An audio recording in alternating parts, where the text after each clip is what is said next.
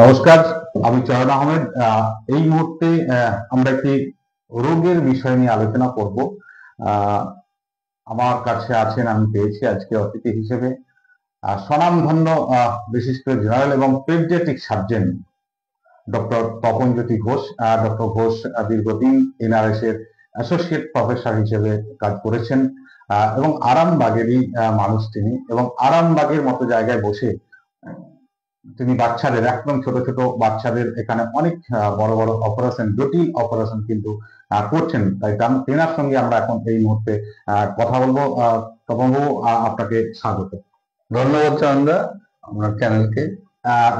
Doctor Ghosh, আপনি paediatric surgeon, দীর্ঘদিন paediatric বিভিন্ন শিশুদের, একেবারে ছোট বাচ্চাদের বিভিন্ন জটিল অপারেশন করছেন। কলকাতা তো করছেন, কলকাতার সাথে সাথে আমাদের আরামবাগের মতো জায়গাতেও কিন্তু অনেক অপারেশন করছেন, সেটা আমরা দেখতে পাই।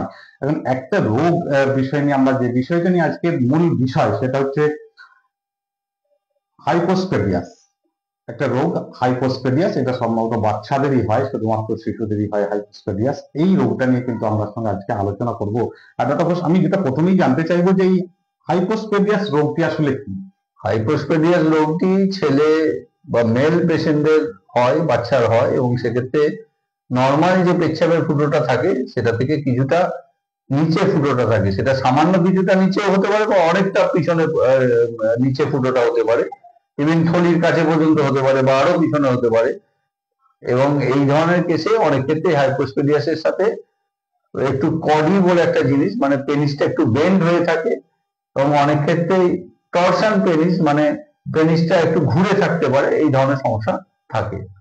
এই যে রোগ হাইপোস্পেডিয়াস, এটার কারণ কি যদি একটু আমাদেরকে বলেন? এর কারণ নিয়ে বিভিন্ন রকম পর্যালোচনা আছে, তবে অনেক ক্ষেত্রেই বলা হয় যে বাবার অ্যান্ড্রোজেন ডেফিসিয়েন্সি, মানে মেল হরমোন ডেফিসিয়েন্সি একটা কারণ হতে পারে, এবং পেস্টিসাইড অতিরিক্ত ইউজের জন্য হাইপোস্পেডিয়াসের ইনসিডেন্স বাড়ছে।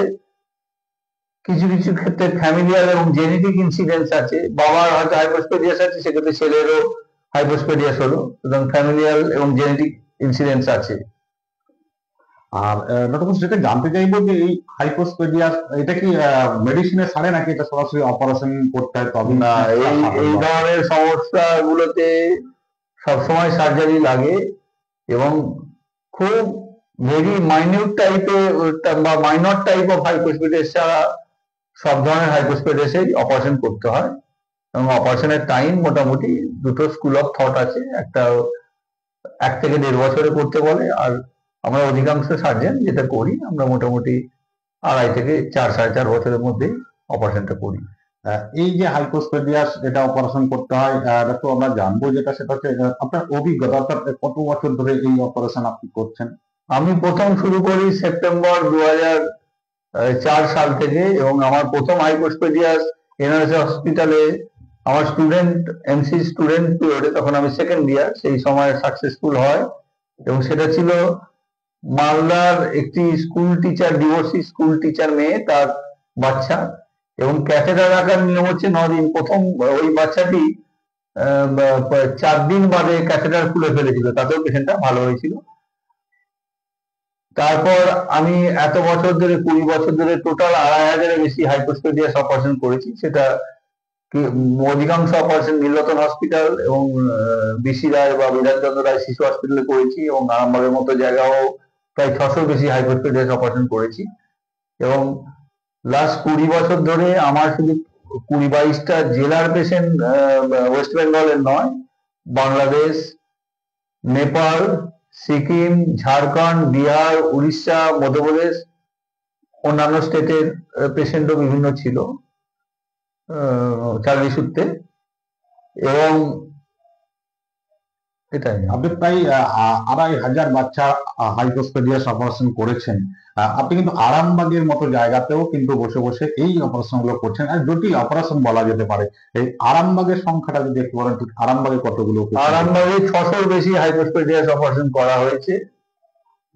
আরামবাগে প্রায় 600-র বেশি করেছেন হাইপোস্পেডিয়াস। আরামবাগের মতো জায়গায়, যেখানে একটা চিকিৎসা ব্যবস্থা নিয়ে সবসময় একটা ব্যাপার থাকে যে আরামবাগে, কিন্তু এটা একটা যথেষ্ট সাফল্যই মনে হয়। আচ্ছা দেখো, একটা কথা জানবো যে এই জটিল সমাধান ঠিক করেছেন, মানে অনেক সময় অপারেশন করতে গিয়ে দেখা যায় সমস্যা তৈরি হয়, এই যে জটিল কোনো অভিজ্ঞতা, মানে ঠিক জটিল সমস্যার সমাধান করতে? না, আমি এখানে প্রচুর কেস করা হয়েছে যেগুলো জটিল জটিল হাইপোস্পেডিয়াস সমাধান করা হয়েছে। তার মধ্যে একটা রিসেন্টলি 1.5 বছর আগে করেছি দেবনাথ হসপিটালে, যে পেশেন্টটা প্রথমবার হাইপোস্পেডিয়াস অপারেশন করে বিসি রায় হসপিটালে, সেখানে ফেলিওর হওয়ার পর ও যায় চেন্নাই অ্যাপোলোতে, সেখানে অপারেশন হয় এবং পেশেন্টদের ইউরিন ভালো করে করতে পারছিল না, প্রচন্ড কোট পেরে পেচ্ছাপ করতে হচ্ছিল, পেচ্ছাপ করার সময় পায়খানা বেরিয়ে যাচ্ছিল এবং পরবর্তীকালে আবার ওই চেন্নাই যাওয়া গেলে ওরা এন্ডোস্কোপিক ডায়ালিসিস করে, কিন্তু পেশেন্টের কোনো রকম উন্নতি হয়নি। সেটাকে আমি রিভিশন সার্জারি করি এবং এখানে দেবনাথে টোটাল 13 দিন ভর্তি ছিল এবং পেশেন্টটা ভালো হয়েছে। মনসা সামন্ত বলে একটি পেশেন্ট আমি অপারেশন করেছি 2019 সালে, এটা বন্দর লাইনে বাড়ি। ওই পেশেন্টটি পিজি এসএসকে হসপিটালে 3বার ফেলিওর হয়েছিল। ওটা আশুপা সাহেবের নামে আশুপা অনলে ইউরোথোপ্লাস্টি বলে একটা অপারেশন করি এবং অন্ডকোষের ছাল দিয়ে ওটা প্রতিস্থাপন করি, ওটা সাকসেস হয়। বিদেশ খান বলে একটি পেশেন্ট 2বার ফেলিওর হয়েছিল, 3য় বার এখানে করে গীতা সেবা সদন পলিসিতে পেশেন্ট ভালো হয়। রিসেন্টলি একটি পেশেন্ট বনগার পেশেন্ট, যেটা ইন্টারসেক্স অ্যানোমালি ছিল, মানে ছেলে মেয়ের মিশ্রণ ছিল, ওর থলির মাঝে ফুটো ছিল, মানে স্কোটাল হাইপোস্পেডিয়াস ছিল। ওটাকে আমি কলকাতায় আরেকজন সার্জনকে নিয়ে ওটি করি এবং পেশেন্টটা ভালো আছে। নঈম আক্তার বলে একটি পেশেন্ট মালদার ছিল 2017-তে। এই পেশেন্টের পেরিনিয়াল হাইপোস্পেডিয়াস ছিল, মানে থলিরও পিছনে ফুটো ছিল, টোটাল 7 সেন্টিমিটার লেন্থ টানেল করে ওটা হাইপোস্পেডিয়াস রিপেয়ার করি এবং অন্ডকোষের ছাল দিয়ে প্রতিস্থাপন করা হয়। আমার একটি পেশেন্ট নাগেন্দ্র প্রধান বলে পেশেন্ট ছিল কোলাঘাটে, যেটা বিসিরা হসপিটালে কোনো সার্জন করেছিল, ফেলিওর হয়েছিল। 2য় বার আমি আরামবাগে করে, সেবারও ভালো হয়নি। 3য় টাইম আরামবাগে আমাকে করে ও পেশেন্ট উদ্ধার করি 2013 সালে। এই যে ক্যাথিটার বললেন যে হাইপোস্পেডিয়াস করার পর একটা ক্যাথিটার, এই ক্যাথিটার কি কতদিন ধরে লাগিয়ে রাখতে হবে? আমরা মিনিমাম 9 দিন ক্যাথেটার রাখি, যে 9 দিন বাদে 10th ডেতে ক্যাথেটারটা খুলে 2-3 বার ভালো ইউরিন করলে তারপর পেশেন্টকে ছুটি করি। তবে কিছু কিছু কমপ্লিকেটেড হাইপোস্পেডিয়াস বা যেগুলো বারবার অপারেশন হয়েছে সেই ধরনের কেসগুলোতে অনেক ক্ষেত্রে 12 থেকে 14 দিনও ক্যাথেটার রাখতে হয়। এই পরবর্তী ক্ষেত্রে কি কোনো অপারেশনের পরবর্তী ক্ষেত্রে কোনো সমস্যা হয় কিনা? বিভিন্ন ধরনের সমস্যা হতে পারে। ইমিডিয়েট ওটি চলাকালীন যেটা সমস্যা হয়, অজ্ঞানের সমস্যা ছাড়াও রক্তপাত বা ব্লিডিং বা ক্যাথেটার ঢোকাতে প্রবলেম হয় অনেক সময়। আর 5-7 দিন বাদে যেগুলো প্রবলেম হয়, পেনিসটা বিভৎসভাবে ফুলে যাওয়া, যেটাকে বলে পেনাইল ইডিমা। অনেক সময় রেসিডুয়াল টরশন বা কডি থেকে যায়, পেচ্ছাপ আটকে যাওয়া বা রিটেনশন অফ ইউরিন হতে পারে। আর একটা যেটা আপনার হতে পারে পেরিক্যাথেটার লিক, মানে ক্যাথেটারের পাশ দিয়ে যে মানে আমাদের ফুটোটা বানানো হয়েছে তার পাশ দিয়ে ক্যাথেটার এবং ফুটোর দিয়ে পাশ দিয়ে পেচ্ছাপ লিক করতে পারে। এবং লং স্ট্যান্ডিং যেগুলো প্রবলেম হয় সেটা হচ্ছে যে অনেক সময় ইউরেথার ফিস্টুলা বলে একটা সমস্যা হয়। সেটা হচ্ছে যে জায়গায় পেচ্ছাপের একটা রিকনস্ট্রাকশন করা হয়েছে তার নিচের কোন একটা অ্যাবনর্মাল জায়গা থেকে পেচ্ছাপ কিছুটা লিক করে, সেটা একটা ফুটো হতে পারে, 2-3টে ফুটো থেকে ওরকম ভাবে পেচ্ছাপ লিক করতে পারে। ইউরেথার স্ট্রিকচার বলে একটা সমস্যা হয়, সেটাতে আপনার পেচ্ছাপের বানানোর রাস্তাটা একটু সরু হয়ে যাওয়ার জন্য বাচ্চাকে বেশ কোট করে পেচ্ছাপ করতে হয়। এই ধরনের ইউরেথার ডায়াভার্টিকুলাম বলে এক ধরনের সমস্যা, এই ধরনের সমস্যাগুলো হয়। এই অপারেশনের সাকসেস রেট কতটা যদি একটু বলেন? এখন দেখুন, যারা খুব ভালো হাইপোস্পেডিয়াস সার্জারি করে, ধরুন ইন্টারন্যাশনাল যারা সার্জন, আমেরিকান সার্জন নর্থব্রাস, ওনার হাতে ডিস্টাল পেনাল হাইপোস্পেডিয়াস, মানে যেগুলো সামনের দিকে ফুটো থাকে, খুব একটা নিচে নয়, সেই কেসগুলোতে ওনার হাতে ফেলিওর রেট লেস দ্যান 2%। আর হচ্ছে যে পিছনের দিকে যেগুলো ফুটো, মানে প্রক্সিমাল পেনাল হাইপোস্পেডিয়াস, সেক্ষেত্রে ফেলিওর রেট 4%। এখন আমার এই এত বছরের স্ট্যাটিস্টিক্সে আগে ফেলিওর রেট কিছুটা হলেও বেশি ছিল, কিন্তু লাস্ট 4 থেকে 5 বছর টোটাল ফেলিওর রেট আমার হাতে লেস দ্যান 5%, মানে 100টায় 5টা বা 20টায় একটা ধরতে পারে। এক কথায় সাকসেস রেট অনেক বেশি এই অপারেশনের। ডক্টর ঘোষের সঙ্গে আমরা এতক্ষণ কথা বলছিলাম হাইপোস্কেলিয়াস রোগ সম্পর্কে। তিনি একদম পরিষ্কার ভাবে বললেন এই রোগের কারণ, রোগ কেন হয়, বা এই রোগের পরবর্তীতে কি করা উচিত, এবং অপারেশনের পর কি কি সমস্যা হতে পারে, টোটাল বিষয়টা কিন্তু বললেন। এবং সর্বোপরি যেটা উনি বললেন, প্রায় 2500 বাচ্চার এই অপারেশন তিনি করেছেন। এবং আরামবাগের মতো জায়গা, আমাদের এই আরামবাগের মতো রুরাল যে জায়গা, সেখানেও কিন্তু এই জটিল অপারেশনটা doctor Tapanjyoti Ghosh paediatric surgeon তিনি কিন্তু 600 বেশি বাচ্চার করেছেন, এবং সমস্ত বাচ্চাই এখন যথেষ্ট ঠিকঠাক আছে।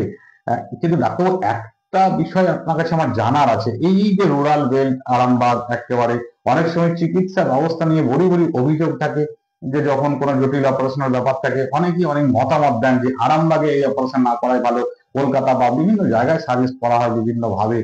কিন্তু আপনি এই আরামবাগের মতো জায়গাতে কিন্তু এই যে জটিল অপারেশন গুলো করছেন, সেগুলো হয়তো অনেকে জানেন না।